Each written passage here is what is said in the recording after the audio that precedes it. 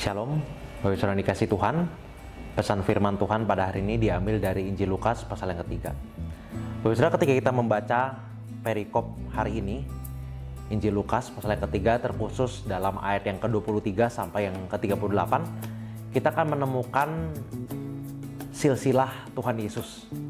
Dan mungkin ketika kita membacanya kita bingung, buat apa ada silsilah? Buat apa ada catatan-catatan nama yang kita nggak tahu, kita nggak kenal, itu tiba-tiba muncul di dalam Alkitab. Kita mungkin terbiasa baca kitab Injil dengan cerita-cerita Tuhan Yesus ataupun perumpamaan Tuhan Yesus. Tetapi ketika kita melihat silsilah, kita mungkin bingung. Ini artinya apa? Ini kok ruwet banget? Ini kok nggak jelas artinya apa? Nah, Bapak Ibu Saudara, kalau kita belajar konteks pada masa itu, silsilah itu sangat penting. Karena silsilah itu menekankan identitas dan kehormatan sosial yang dimiliki oleh seseorang. Jadi ketika seseorang dimasukkan ke dalam sebuah silsilah, artinya orang ini adalah orang yang penting. Artinya tiap nama yang tercatat di dalam silsilah adalah nama-nama yang penting dan signifikan. Namun menariknya Bapak Ibu Saudara, ketika kita membaca di dalam perikop pada hari ini, nama-nama yang muncul bukanlah nama-nama jagoan yang sangat hebat.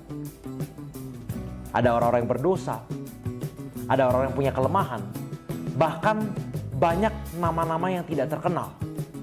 Kalau kita membaca nama-nama, misalnya di situ ada nama Lamek, di situ ada Yakub yang adalah penipu, dan lain sebagainya.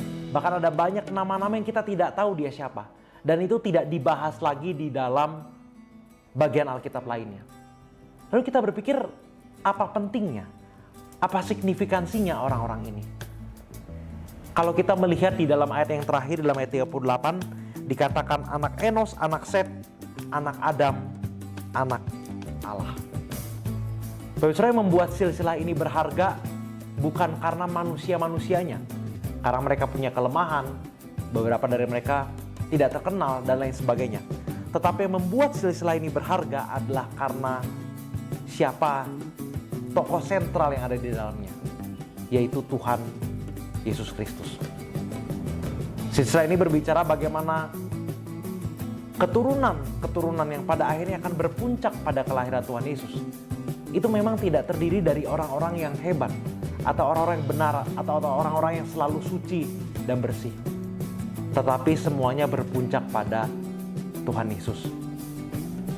Artinya siapapun kita, di dalam kelemahan kita, dalam keterbatasan kita, kita bisa mengambil bagian di dalam kisah keselamatan agung yang Tuhan telah nyatakan di dalam Tuhan Yesus. Bapak Saudara, bagaimana dengan kita?